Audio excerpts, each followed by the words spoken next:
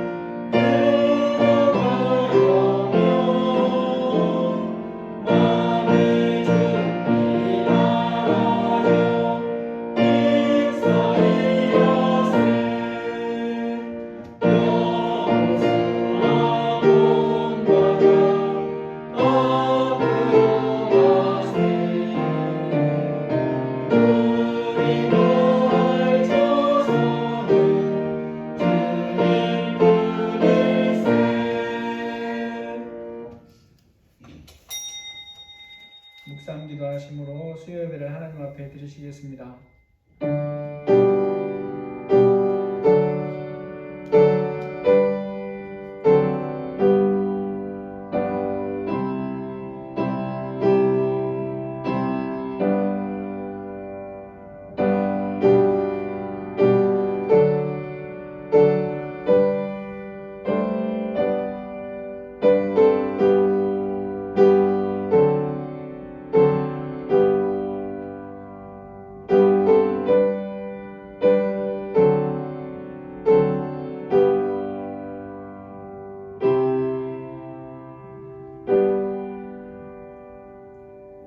사도신경으로 신앙 고백하시겠습니다. 전능하사 천지를 만드신 하나님 아버지를 내가 믿사오며 그 외아들 우리 주 예수 그리스도를 믿사오니 이는 성령으로 잉태하사 동정녀 마리아에게 나시고 본디오 빌라도에게 고난을 받으사 십자가에 못 박혀 죽으시고 장사한 지 사흘 만에 죽은 자 가운데서 다시 살아나시며 하늘에 오르사 전능하신 하나님 우편에 앉아 계시다가 저희로서 산자와 죽은 자를 심판하러 오시리라. 성령을 믿사오며 거룩한 공예와 성도가 서로 교통하는 것과 죄를 사하여 주시는 것과 몸이 다시 사는 것과 영원히 사는 것을 믿사옵나이다. 아멘. 찬송가 351장입니다.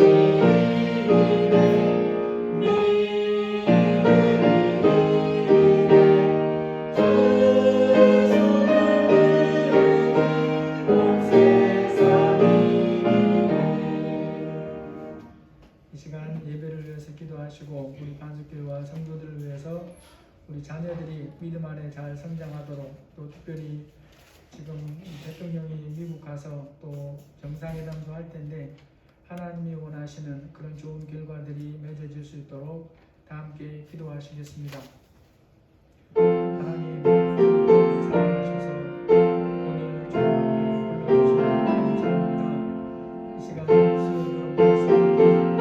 이곳에서 성령님 충만하게 주시고 주님이 함께하여 주시옵소서. 저희들이 예배를 드리면서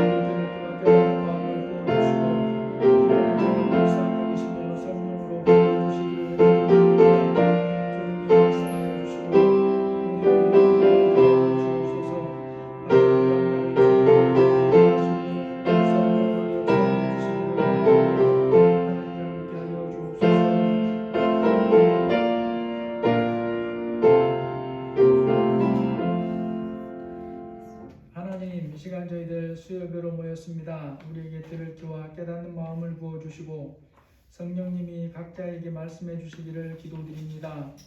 아버지, 이번 주간에 또 대통령이 미국을 방문하고 세계 최강대국의 나라와 이런저런 협상들을 하는데 주님이 불쌍히 여기사 대통령의 뜻이나 미국의 뜻대로가 아니라 하나님의 뜻대로 결정될 일들이 결정되게 하여 주시고 의논될 일이 의논되게 하시며 하나님이 기뻐하지 않는 것들은 다 폐기되게 해주시기를 기도드립니다.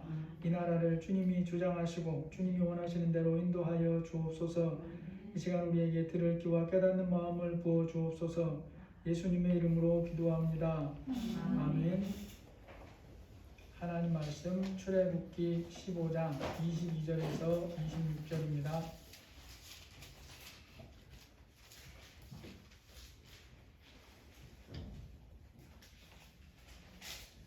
출애굽기 15장 22절에서 26절입니다. 모세가 홍해에서 이스라엘을 인도하며 그들이 나와서 수르 광야로 들어가서 거기서 사흘길을 걸었으나 물을 얻지 못하고 마당에 이르렀더니 그 물이 써서 마시지 못하겠으므로 그 이름을 마라나 하였더라.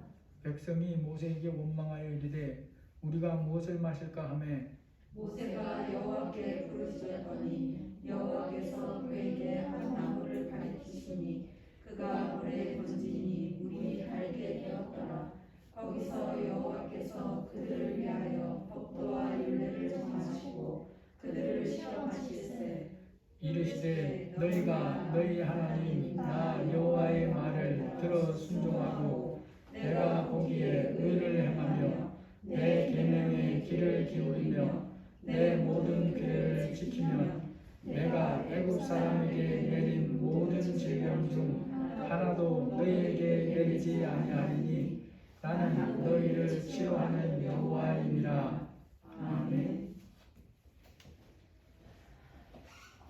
언젠가 동영상에서 까마귀 수십 마리가 자신보다 몸집이 수십 배는 더 큰 독수리 여러 마리를 상대로 먹이 다툼을 하는 것을 본 적이 있습니다.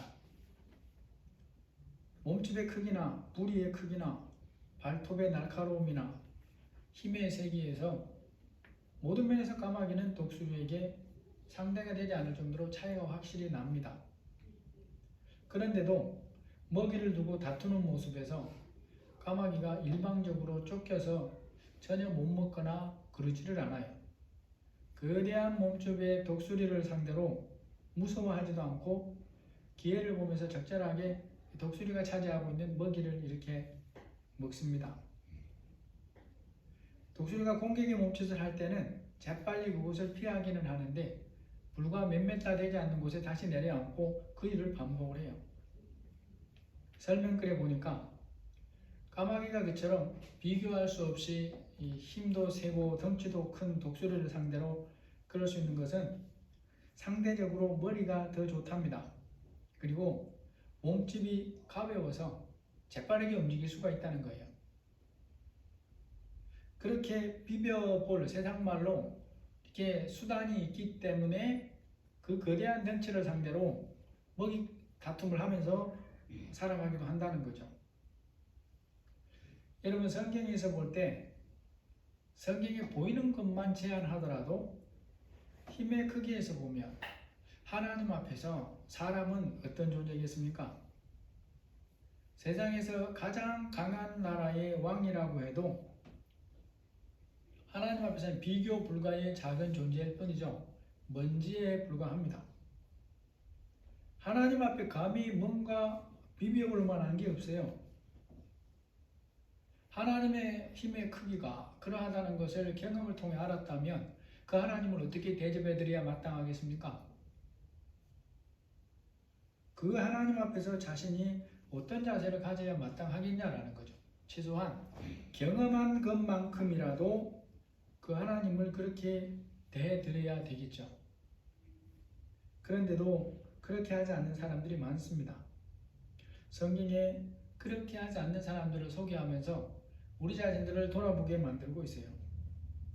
그래서 하나님을 믿는 사람일지라도 그러한 것을 보면서 삶에서 하나님을 하나님으로 대접해드리고 살아야 한다는 것을 반복해서 가르치신다는 것입니다.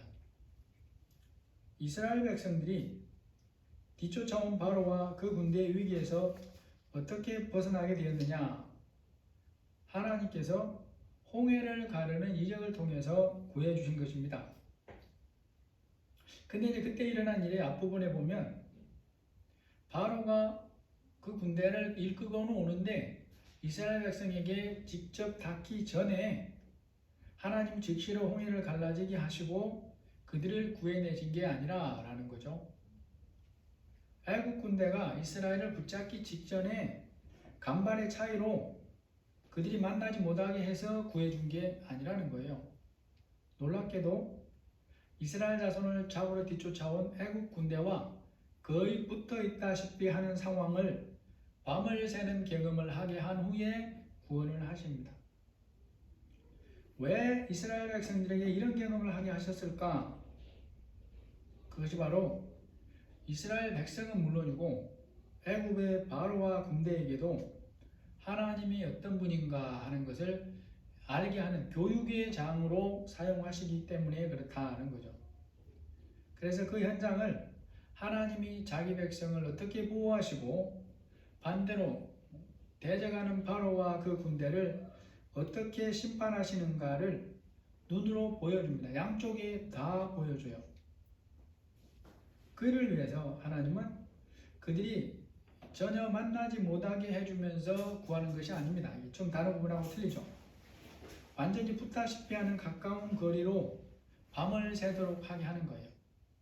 그래서 두 편이 가까운 거리인데 그럼에도 또한 바로와 그 군대가 이스라엘 백성들에게 손가락 하나 대지 못하게 하나님이 지켜주시는 모습을 서로에게 보여준다는 거죠. 그래서 손만 뻗으면 닿을 거리로 쫓아와 있는데 그 군대에서 화살 하나 날리지를 못해요. 쫓아온 애국 군대와 이스라엘 백성 사이를 하나님이 직접 딱 가릅니다. 그래서 최신병기로 무장한 그 많은 애국의 군대가 비무장인 이스라엘 백성들에게 손가락 하나 대지 못하고 화살 하나 날리지 못하도록 완벽하게 지켜요.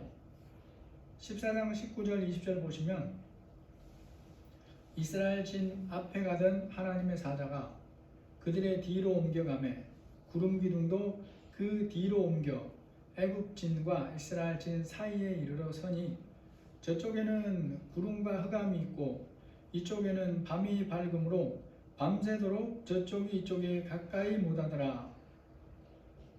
바로 왕의 모습을 통해서 우리는 사람이 하나님에 대한 기억을 잊어버리면 어느 정도로까지 미련해질 수 있는가를 볼 수 있어요. 사람이 분명히 하나님의 은혜를 놀라운 역사를 경험하면서도 그것을 잊어버리게 되면 어느 정도로까지 어리석어질 수 있는가를 그대로 볼 수 있다는 것입니다. 지금 하나님의 역사를 잊어버리고 이스라엘 자손을 다시 잡아가려고 뒤를 쫓아온 바로와 그 군대가 이상한 상황에 처해 있습니다. 분명히 그들 앞에 저만치 손에 잡힐 만한 곳에 이스라엘 백성들이 200만이 있어요. 어디를 화살을 쏴도 한 사람 이상은 다 맞게 돼 있어요. 어디를 공격해도 다 공격할 수 있어요. 그런데도 불구하고 그들에게 다가가지를 못하고 있어요. 분명히 마음으로는 하고 싶은데 못하고 있습니다. 왜 못하고 있냐라는 거죠. 이제 읽은 말씀을 보면 하나님의 사자가 그들 사이에 서가지고 바로와 그 군대에게는 어둠이 가득하게 하고 반면에 이스라엘 백성들 쪽에서는 빛이 환하도록 만들어주는 거예요. 하나님의 권능으로 이스라엘 백성들을 안전하게 보호하는 것입니다. 그러니까 그 어둠이 어느 정도인지는 모르지만 적어도 애국 군대에서는 이쪽 상황이 보일까요? 안 보일까요? 안 보이는 거예요. 하나님이 안 보이게 해버렸어요. 아주 놀라운 역사죠. 사울이 하나님을 만났을 때, 예수님을 만났을 때 그때 어떤 일이 있습니까? 사흘 동안 뭐가 됩니까? 안 보이게 해버려요. 장님이 돼버려요. 깨닫게 하기 위해서. 지금 바로 그런 상황이에요. 눈은 말짱히 뜨고 있는데 이스라엘 백성들 쪽은 하나도 안 보이는 거예요. 그럼 이스라엘 백성이 어두워서 안 보이냐? 아니에요. 자기가 어둠 속에 있으니까 안 보인다 이거죠. 하나님이 그렇게 하고 있어요. 바로와 그 군대에게는 어둠이 가득하게 만들고 이스라엘 백성들 쪽에서는 빛이 환하도록 만들었다. 그렇게 지금 말씀하고 있죠.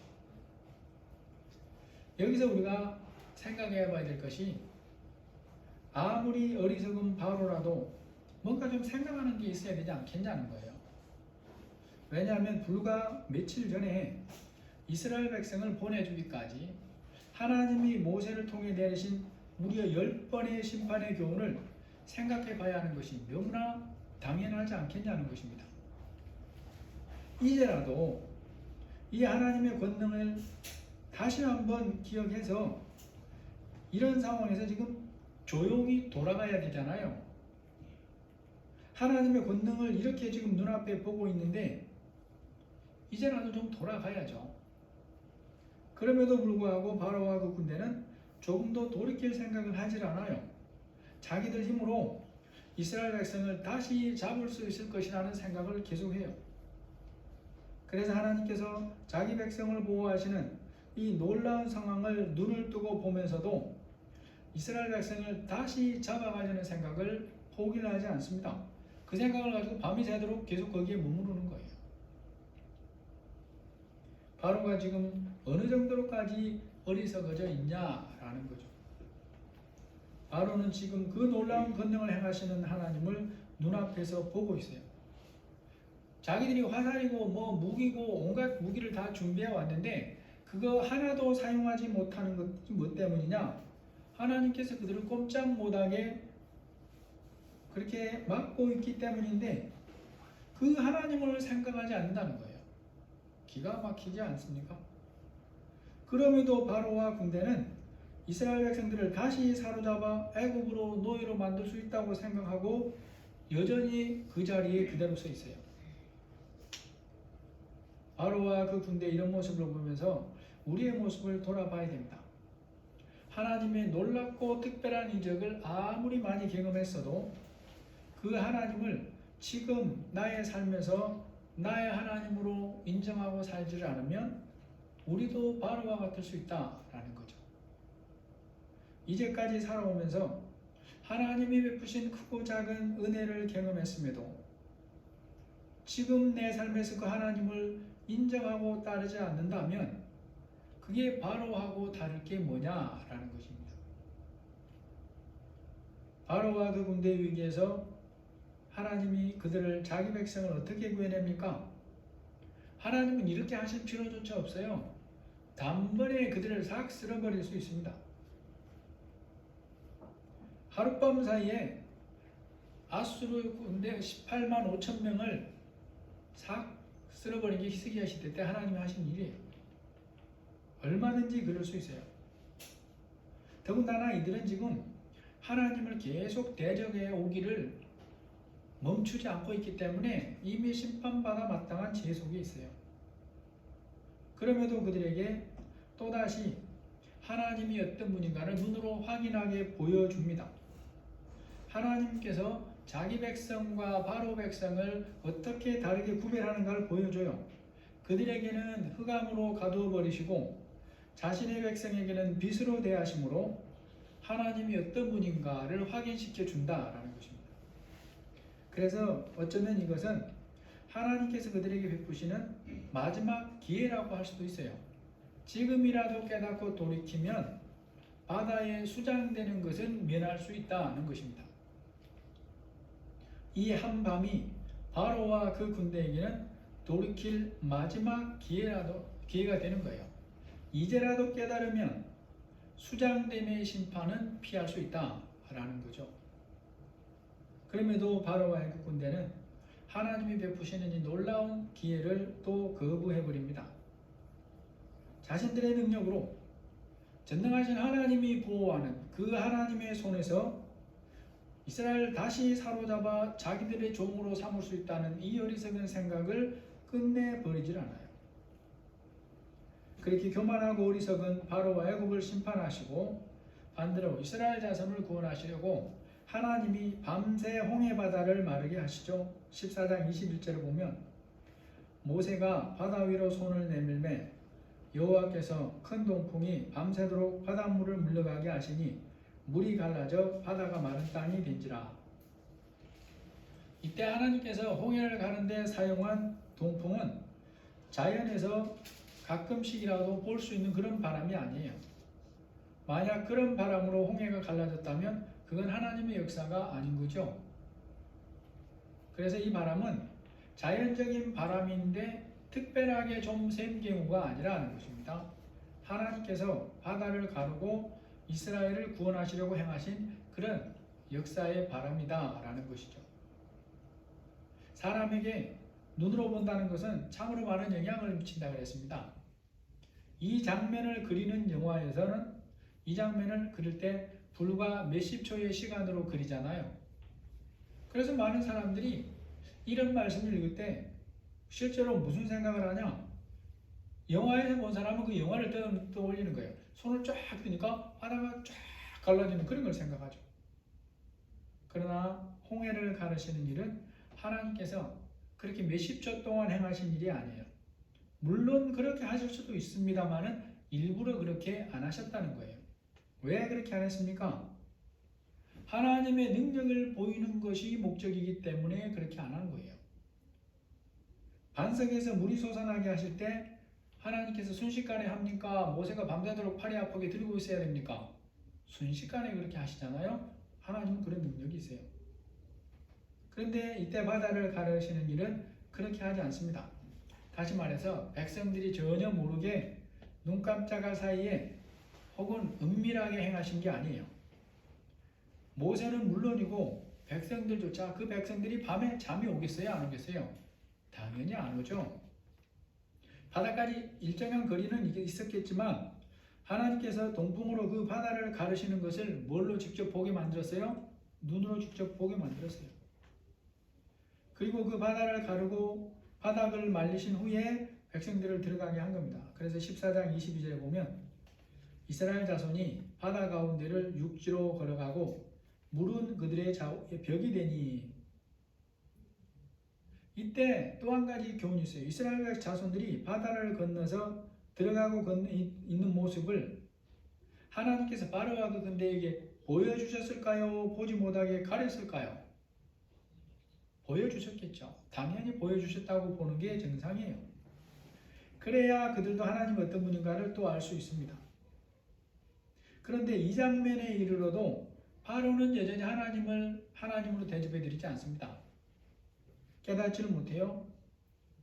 바로와 그 군대도 지난 밤 동안에 이 일이 일어난 것을 압니다. 설사 그들은 어둠 속에 갇혀 있었기 때문에 몰랐다 하더라도 밤새 바다가 갈라진 것은 아는 사실입니까? 모르는 사실입니까? 알죠. 왜냐하면 지난 날 자기가 쫓아올 때 혹은 이제까지 그 바다는 그렇게 갈라진 적이 없었어요. 역사 이래로 그렇게 갈라진 적이 없어요. 바다는 그렇게 갈라지는 법이 없습니다. 그래서 밤새도록 자기들이 어둠에 갇혀 있는 동안에 그렇게 갈라졌다는 것은 당연한 사실이고, 또 그것을 가를 뿐은 이제까지 이스라엘을 구원하기 위해 역사에 오신 이스라엘의 야훼 하나님 외에는 그 능력을 행할 분이 없다는 것도 아는 거예요. 그런데도 바로가 그 이스라엘 자손을 추격하려고 바다로 들어가는 것입니다. 자기는 안 들어가고 신하 몇 사람만 뒤에 남았겠죠. 나머지 모든 군대는 다 바다로 들여보내요. 그들이 다 바다로 들어왔을 때에 하나님이 모세에게 행하시고 하나님이 역사를 합니다. 14장 27절에서 보시면 모세가 곧 손을 바다 위로 내밀매 새벽이 되어 바다의 힘이 회복된지라. 애굽 사람들이 물을 것으로 도망하나 여호와께서 애굽 사람들을 바다 가운데 덮으시니 물이 다시 흘러 병거들과 기병들을 덮되 그들의 뒤를 따라 바다에 들어간 바로의 군대를 다 덮으니 하나도 남지 아니하였더라. 홍해를 가르고 자신들을 구원하신 역사를 경험한 후 백성들은 그 하나님께 너무 감사해서 무슨 부흥회를 합니까? 찬양의 부흥회를 했어요. 미리암을 비롯해서 이스라엘 백성들이 찬양을 하고 춤을 추면서 감사했습니다. 그러면서 그들이 고백한 게 내용이 그거예요. 여호와는 나의 힘이시요 나의 노래시며 나의 구원이십니다. 이걸 그렇게 막 노래했어요. 하나님께서 자기 백성을 구원하시려고 그런 놀라운 이적을 행하신 것이 불과 3일 전인데, 하나님이 행하신 놀라운 이적을 그 온몸으로 경험했는데 그들이 3일 길을 걸은 후에 어려움을 만납니다. 그게 15장 22절 23절이에요. 모세가 홍해에서 이스라엘을 인도하며 그들이 나와서 수르 광야로 들어가서 거기서 사흘 길을 걸었으나 물을 얻지 못하고 마라에 이르렀더니 그곳 물이 써서 마시지 못하겠으므로 그 이름을 마라라 하였더라. 여러분, 광야에서 이런 일은 전혀 예상할 수 없는 일입니까? 예상할 수 있는 일입니까? 예상할 수 있는 일이에요. 당연히 예상할 수 있는 일이에요. 광야에 원하는 곳에 물이 없다는 것은 너무나 당연합니다. 물이 있더라도 그들 입장에서 보면 그들이 알 수 있는 곳에 물이 적당하게 있는 게 아니에요. 오아시스가 있을 수 있어도 그들이 원하는 곳마다 얻을 수 있는 게 아니에요. 광야에서 물이 떨어진 상황에서 백성들이 어떤 반응을 보이냐? 15장 24절에 보니까 백성이 모세에게 원망하여 이르되 우리가 무엇을 마실까 하며, 광야에서 3일 길을 가는 중에 가지고 있던 물이 다 떨어졌습니다. 이곳저곳 열심히 찾아봤는데 물이 없어요. 그러다가 한 곳에서 물을 찾았는데 써서 마실 수가 없습니다. 그런 상황이라면 물로 인해 걱정이 되는 것 자체는 잘못된 게 아니에요. 그건 사람이라 걱정할 수 있어요. 더군다나 그 중에는 어린아이도 있고 노인도 있고 임산부도 있고 가축들도 있고 막 그러니까 제 시간에 물을 얻지 못하면 큰일인 것입니다. 그러한 것이 사실임에도 불구하고 또 그들이 기억해야 할 것이 있어요. 그들이 바로 3일 전에도 그들을 보호하시고 지키시기 위해 역사하신 하나님의 놀라운 이적을 경험했다는 거예요. 애굽에서도 수도 없이 경험했고 여기까지 오는 동안도 그 놀라운 일을 경험했습니다. 그들이 만난 어떤 어려움도 하나님이 해결해 주시지 못한 것이 없어요. 다 해결했습니다. 이제까지 그들을 도우신 하나님은 변함없이 지금도 그들을 인도하고 있어요. 그렇다면 물이 떨어진 상황에서 어떻게 반응해야 되겠냐라는 것입니다. 물을 찾지 못한 일로 인해 불신앙하면서 모세를 원망해야 되겠습니까? 아니면 모세에게 가서 사정이 이러이러하다라고 말하면서 하나님의 도우심을 구해야 되겠습니까? 어떻게 해야 되겠습니까? 어떻게 해야 될까요? 여러분, 아무리 믿음이 약해도 아무리 기억력이 없어도 사흘 전 일을 기억 못한다는 건 사람이 아니죠. 그것만이 아니에요. 지금 이 순간에도 그들 눈에 뭐가 보이냐? 구름 기둥이 보이고 불 기둥이 보여요. 고개를 들기만 하면 그게 보이는 거예요. 어린아이고 노인이고 누구라도 그것을 다 확인할 수 있어요. 그러면 물이 떨어지는 어려움을 만나기는 했지만 이것을 어떻게 하면 해결할 수 있는가 하는 것도 그 정도는 생각을 해야죠. 사람이라면. 그래서 자기들이 기도할 줄 모르면 모세에게 나가 하나님 앞에 도움을 요청해 달라고 요구라도 해야 되는 것입니다. 현재 상황에서 하나님을 이 정도로 경험한 이스라엘의 장로나 지도자들에게 이 정도를 깨닫는 것은 절대로 어려운 일이 아니에요. 무리한 요구가 아니란 말이죠. 자기들이 기도하지 모르면 모세에게 기도해달라는 말이라도 해야죠. 그런데 그렇게 하지 않고 불신앙에서 원망부터 한다는 것입니다. 어디를 보아도 하나님을 신뢰하는 모습을 찾아볼 수가 없어요. 이렇게 원망부터 하는 백성들을 보면서 우리 자신들을 돌아볼 것들이 있습니다.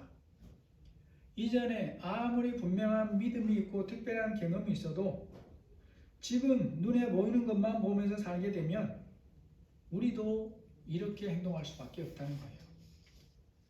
보는 것에 마음을 빼앗겨 버리면 믿음을 저버릴 수밖에 없다는 것을 우리가 기억을 해야 된다는 것입니다. 여러분, 하나님께서 말씀을 통해 이것을 우리에게 너무나 분명하게 경고하시는 거예요. 보이는 것으로 미혹해서 믿지 못하게 하는 것이 마귀가 가진 최고의 계략이고 전략입니다. 마귀가 보이는 것을 통한 계략을 얼마나 중요하게 여기고 사용하는가 하는 것은 예수님을 시험할 때조차도 이것을 사용한다는 것을 통해서 우리에게 알려줘요. 마태복음 4장에 보면 마귀가 예수님을 시험하는데 세 가지 시험 중에 한 가지가 이겁니다. 마태복음 4장 8, 9절에 마귀가 또 그를 데리고 지극히 높은 산으로 가서 천하만국과 그 영광을 보여 이르되 만일 내가 내게 엎드려 경배하면 이 모든 것을 내게 주리라. 여러분, 사람 중에 믿음의 가장 견고한 사람이 누구겠습니까? 모세나 바울이나 세례요한이 아니에요. 예수님이에요. 그분이 바로 사람으로 오신 예수님이에요. 예수님보다 더 견고한 믿음을 가진 사람은 있을 수가 없어요. 그런데 그 마귀가 예수님을 시험할 때 뭘 가지고 시험합니까? 보이는 것을 가지고 미혹하는 거예요. 보이는 것을 가지고. 마귀가 예수를 데리고 산으로 가서 천하만국과 그 영광을 보여주면서 내가 내게 엎드려 경배한 이 모든 것을 내게 주겠노라 라고 시험을 한다는 것입니다. 여러분, 우리는 보는 것이 가진 미혹의 흠이 얼마나 클 수 있는가를 기억해야 돼요. 나는 예외야. 절대로 예외가 없습니다. 죄 없으신 예수님을 보이는 것을 가지고 미혹할 정도면 더 말할 것도 없다는 거죠. 그래서 하나님이 말씀으로 이렇게 분명하게 말씀하는 거예요. 그래서 우리는 분별해야 됩니다. 지금 자신이 아무리 믿음이 좋고 견고하다고 생각해도 무엇이 나를 미혹하는 힘이 가장 큰 것인가를 분별하면서 돌아보면서 살아야 되는 거예요. 오늘 본문에는 우리가 또한 힘을 얻고 격려를 받아야 할 말씀이 같이 들어있습니다. 보이는 것이 가진 미혹의 힘이 예수님을 미혹할 수 있다고 생각할 만큼 큰데도 불구하고 그 보이는 것으로 받는 미혹에 모두가 걸려 넘어지는 것도 아닌 거예요. 이게 우리가 받아야 될 아주 중요한 교훈 중에 하나예요. 그러한 미혹을 분별하고 믿음으로 이기는 사람들이 있다는 거예요. 여러분, 눈에 보이는 것만 볼 수 있다는 면에서 모세도 다르지 않습니다. 하지만 반응은 달라요. 모세는 염려하거나 두려워하지 않고 하나님께 기도합니다. 15장 25절에 보면 모세가 여호와께 부르짖었더니, 어려움을 가지고 하나님께 나가 기도하는 모세를 보면서 우리가 생각해 봐야 될 게 있습니다. 눈에 보이는 상황에서 바뀐 것은 아무것도 없어요. 그렇죠? 아무것도 안 바뀌었어요. 지금 이스라엘 자손이나 모세나 알고 있는 사실, 눈에 보이는 닥친 어려움은 조금도 달라진 게 없어요. 더군다나 물이 없어서 걱정할 그런 걱정의 크기로 따지면 백성들이나 그 중에 중간급 지도자들이 더 큰 걱정을 해야 마땅합니까? 아니면 전체를 책임지고 있는 모세가 더 큰 걱정을 해야 됩니까? 당연히 모세가 더 큰 걱정을 해야 돼요. 그런 상황인데 모세는 눈에 보이는 어려움만 보면서 그것이 전부라고 생각하지 않습니다. 그 문제를 누가 해결해 주실 수 있는가를 모세는 아는 거예요. 모세는 자신이 알고 믿는 그 하나님께 나가 어려움을 기도합니다. 하나님, 이 문제를 하나님이 해결해 주십시오라고 도우심을 구한다라는 거죠. 하나님을 알되 머리로 아는 것과 믿음으로 아는 것은 이렇게 다릅니다. 백성들도 모세와 똑같은 하나님을 경험하고 여기까지 왔잖아요. 그런데도 그 하나님에 나가서 기도로 도우심을 구하지는 않아요. 현재 수준에서는 앞으로 상당 기간 동안 어려움을 만나기만 하면 불신앙의 원망부터 해요. 1년이 넘도록 그렇게 합니다. 가나안 땅에 들어가라고 입구까지 데려다 줘도 그때도 그렇게 해요. 참 안타까운 모습이죠. 그런데 모세는 그때마다 다르더라는 거예요. 지식으로 아는 하나님만 그치는 것이 아니고 그 하나님을 믿음으로 알아요. 그래서 어떤 어려움을 만나더라도 모세는 하나님 앞에 기도합니다. 또 놀랍게도 하나님께서 그 모세의 기도에 한 번도 안 들어주신 것이 없는 거예요. 하나님께 나가 믿음으로 기도하는 모세에게 하나님이 어떻게 응답합니까? 25절에 보니까 모세가 여호와께 부르짖었더니 여호와께서 그의 한 나무를 가리키시니 그가 물에 던지니 물이 달게 되었더라. 여기서 이제 나무는 뭐 예수님을 상징한다 여러 가지 의미가 있는데 가장 중요한 것이 있어요. 하나님의 해결 방법이 너무나 간단하더라는 거예요. 기가 막힐 정도로 너무 간단해요. 모세에게 이스라엘 백성 중에 최고 힘센 사람 1000명을 모아서 저기 멀리 가서 뭔가를 해다가 와라, 그렇게 하진 않아요. 한 사람도 이스라엘 백성들을 움직일 필요가 없어요. 하나님이 지시하시는 나무를 가져다가 물에 던지기만 하면 돼요. 이 놀라운 사실이 하나님의 해결 방법이었어요. 그러면 우리가 이 하나님의 해결 방법을 상상으로 만들어낼 수 있습니까? 불가능하죠. 머리로 계산해서 이런 방법을 만들어낼 수 있습니까? 불가능해요. 하나님께는 아무것도 아닌 거예요. 이게. 왜요? 그분이 전능하신 하나님이시죠. 오랜만에 지인으로부터 전화가 왔어요. 지인의 아내부터 전화가 왔어요. 그분은 이전에 제가 알기로 예수님 잘 믿었고 교회에서 반주로 열심히 섬기던 분이에요. 그 남편은 그냥 아내가 교회 가니까 한 번씩 따라가는 그 정도 수준으로 제가 이해를 했는데 갑자기 연락이 왔어요. 이럴 때 연락해서 죄송합니다. 남편이 위에 구멍이 나가지고 지금 쓰러졌는데 병원에 중환자실에 있습니다. 기도 좀 해주세요. 그래서 제가 전화를 했습니다. 상황이 어떠냐고. 그랬는데 그때 갑자기 생각나는 게 있어요. 혹시 교회 잘 다니고 계십니까? 저는 당연히 다니고 있을 거라고 생각하고 그런 거예요. 왜요? 기도해달라고 요청을 했으니까. 그랬는데 그분의 소리가 하는 말이 울먹이면서 목사님 제가 교회에서 너무 상처를 받아가지고 교회 안 나간 지 상당히 됐습니다. 이러더라고요. 그분에게 제가 그랬어요. 그 교회 안 나가도 괜찮으니까 주변에 좀 다른 교회라도 좀 가서 하나님 앞에 고백하고 기도했으면 좋겠습니다.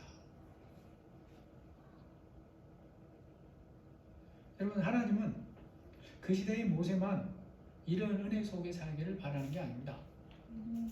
하나님을 믿는 모두가 오늘도 이러한 은혜를 누리며 살기를 바라시는 거예요. 우리에게 문제가 어려운 것이지 하나님께 어려운 게 아니에요. 나무가락 한 가지면 해결될 문제인데 우리는 온갖 사상의 생각의 집을 다 지어요. 15장 25절에 보니까 여호와께서 그들을 위하여 율례와 법도를 정하시고 그들을 테스트하실세, 시험하실세. 나중에 시내산에 도착하면 이제 더 구체적으로 많은 말씀을 주시는데 그 시간이 오기 전까지 은혜 속에 살 길을 알려주신 거예요. 그렇게 주신 말씀에 백성들이 어떻게 반응하느냐에 따라서 하나님도 그들을 다르게 대하실 것을 말씀해 줍니다. 그래서 26절 보면 이르시되 너희가 너희 하나님 나 여호와의 말을 들어 순종하고 내가 보기에 의를 행하며 내 계명의 길을 기울이며 내 모든 규례를 지키면 내가 애굽 사람에게 내린 모든 질병 그중 하나도 너희에게 내리지 아니하리니 나는 너희를 치료하는 여호와임이라. 하나님께서 복을 주시겠다고 약속하는 대상은 구약 성경이나 신약 성경이나 하나도 안 다릅니다. 지키시고 인도하시겠다고 약속하는 대상은 언제나 똑같아요. 그것이 누구냐? 나 여호와의 말을 들어 순종하고 내가 보기에 의를 행하며 내 계명의 길을 기울이며 내 모든 규례를 지키며이라고 하는 사람이에요. 이 다른 말로 하면 하나님의 말씀을 들어서 순종하고 하나님에 대해서 바른 태도를 가지고 살아야 된다. 이게 전제 조건입니다. 믿어도 이 은혜 안에 살려면 이 전제되는 조건을 지키고 살아야 돼요. 아까 그분 얘기처럼 교회에서 반주도 수년간 했으면 얼마나 열심히 섬기겠어요. 그런데 그 상처가 얼마나 컸는지 모르지만 그러면 거기서 못 당겼으면 나와서 다른 교회라도 교회를 다녔어야 되는 거예요. 그런데 상처를 받아서 너무 많은 상처를 받아서 제가 교회를 안 나가고 있습니다. 그러더라고요. 저나 여러분이 이런저런 일로 상처받을 수 있어요. 사람인지라. 그런데 그렇다고 해서 하나님 믿는 것을 중지하거나 그거야말로 너무나 안타깝고 어리석은 일이라는 거예요. 상처 준 그 사람은 사실은 자기가 하나님 앞에 진실로 회개하면 또 얼마든지 상처를 얼마 줬는지 모르니까 그 사람에게는 사실은 이 사람이 이만큼 아파 있는지도 몰라요. 누구만 손해겠습니까? 자기만 손해예요. 자기만. 오늘 말씀을 정리해 봅니다. 하나님께서 애굽에서 나온 이스라엘 백성들이 홍해 앞에서 바로와 그 군대를 붙잡힐 위기에서 구원하실 때는 그들이 전혀 모르는 시간에 모르게 역사하심으로 구원해 주신 게 아니라는 거예요. 이스라엘 자손들은 물론이고 바로와 그 군대도 그 밤이나 그 다음 날 바다에 들어가기 전에 눈으로 직접 보면서 확인할 수 있는 방법으로 역사를 해서 구원했습니다. 그런데 그런 경험을 한 백성들이 불과 3일 길을 간 후에 물이 떨어지고 마실 물을 발견하지 못했다고 곧바로 불신앙의 원망을 하는 거예요. 하나님께 도움을 요청하는 게 아니라 불신앙에서 원망을 하는 것입니다.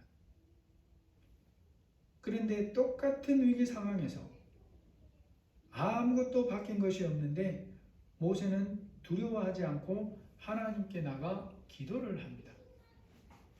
보이는 부분에서 백성들과 모세는 똑같은 상황에 처해 있는데 백성들은 하나님을 믿지 못해 원망하는 것으로 그치고 모세는 하나님께 나아가 기도하며 도우심을 구하더라는 거죠. 여러분, 삶에서 어려움을 만날 때 나는 어떻게 반응하고 있는가를 항상 점검하며 살아야 됩니다. 염려와 두려움에 잡혀서 믿음을 사용하지 못하는 상황에 빠져 있지는 않는지 살펴야 돼요. 보이는 것을 전부로 알고 원망과 불신앙하면서 주저앉아 있지 않는지 살펴야 된다라는 것입니다. 모세의 기도에 응답해서 일하신 하나님이 오늘 우리에게도 기도하라고 말씀하셨고 응답해 주시겠다고 약속하신 동일하신 하나님임을 기억하시고 우리가 이 하나님을 붙들게 되시기를 예수님의 이름으로 축복합니다. 하나님, 동일한 일을 경험하고 동일한 어려움을 겪고 동일한 환경에 처하게 되는데 백성들과 모세의 반응이 너무나도 다릅니다. 아직은 백성들이 너무 어려서 하나님이 그들을 직접 징계하시지는 않지만 그럼에도 그것은 결코 하나님이 바라시는 모습이 아닙니다. 모세는 그 똑같은 상황에서 하나님께 나가 도우심을 구함으로 모세에 응답하셔서 하나님이 그들을 도와주십니다. 하나님께는 나뭇가락 하나 던지면 해결되는 너무나 쉬운 문제인데 우리가 인생에서 만난 어려움을 온갖 머리를 굴려가면서 생각을 해봐도 해결책이 없는 것이 많습니다. 우리의 연약함을 아시는 주님 불쌍히 여겨주시고 우리의 힘으로 어찌할 수 없다고 여겨지는 문제일수록 하나님을 깊이 가까이 하는 하나님의 은혜 안으로 들어가는 저희들이 다 되게 하여 주옵소서. 예수님의 이름으로 기도합니다. 아멘. 찬송가 359장입니다.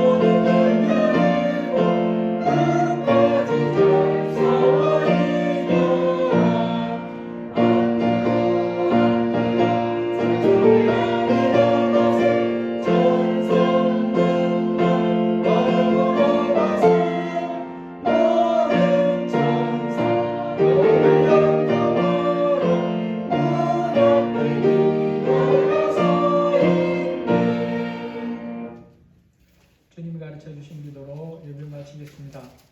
하늘에 계신 우리 아버지여, 이름이 거룩히 여김을 받으시오며 나라가 임하옵시며 뜻이 하늘에서 이루어지는 것 같이 땅에서도 이루어지이다.